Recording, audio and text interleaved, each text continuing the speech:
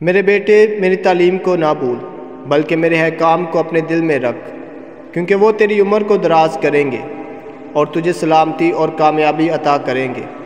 محبت اور وفاداری کو کبھی اپنے سے جدا نہ ہونے دے، انہیں اپنے گلے میں باندھ دے، اپنے دل کی تختی پر لکھ لے، تب تو خدا اور انسان کی نظر میں رحمت اور نیک نامی پائے گا۔ اپنے سارے دل سے خداوند پر توکل کر اور اپنی سمجھ پر تکیہ نہ کر، اپنی سب راہوں میں اسی کو پہچان اور وہ تیری راہیں سیدھی کرے گا۔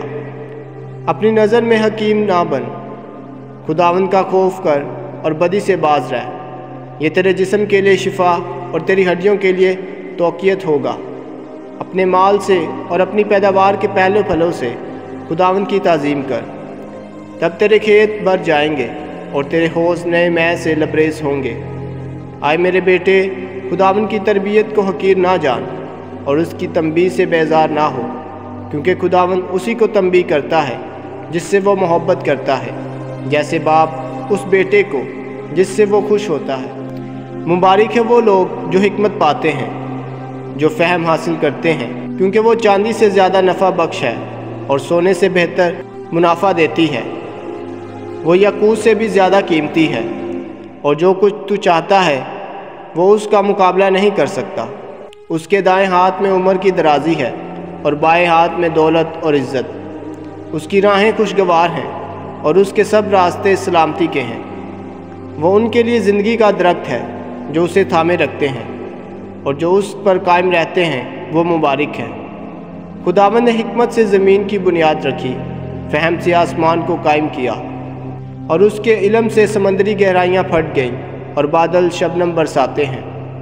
آئے میرے بیٹے، حکمت اور فہم کو اپنی نظر سے اوجھل نہ ہونے دے، عقل مندی اور ہوش مندی کو محفوظ رکھ، یہ تیری زندگی ہوگی اور تیرے گلے کے لیے زینت۔ تب تو سلامتی سے چلے گا اور تیرا پاؤں نہ پھسلے گا، جب تو لیٹے گا تو نہ ڈرے گا اور تیری نیند میٹھی ہوگی۔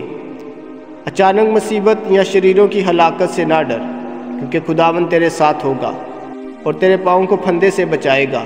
ان سے بلائی کو نہ روک جن کے لیے وہ واجب ہو، جبکہ تیرے ہاتھ میں کرنے کی طاقت ہو۔ اپنے ہمسائے سے یہ نہ کہہ کل آنا، میں پھر دوں گا، جبکہ وہ چیز تیرے پاس موجود ہو۔ اپنے ہمسائے کے خلاف برائی کا منصوبہ نہ باندھ، اپنے ہمسائے کے ساتھ برائی کا منصوبہ نہ باندھ جو تیرے ساتھ امن سے رہتا ہے۔ کسی پر ناحق الزام نہ لگا جس نے تجھے کوئی نقصان نہ پہنچایا ہو۔ ظالموں پر رشک نہ کر اور ان کی راہوں میں نہ چل، کیونکہ خداوند کجرو سے نفرت کرتا ہے مگر راست بازوں کو اپنے رازوں میں شریک کرتا ہے۔ خداوند کی لعنت شریروں کے گھر پر ہے، مگر وہ راست بازوں کے گھر کو برکت دیتا ہے۔ وہ مغروروں کو مذاق اڑاتا ہے مگر فروتنوں پر فضل کرتا ہے۔ دانشمند عزت کے وارث ہوتے ہیں، لیکن بے وقوفوں کو شرمندگی ہی ملتی ہے۔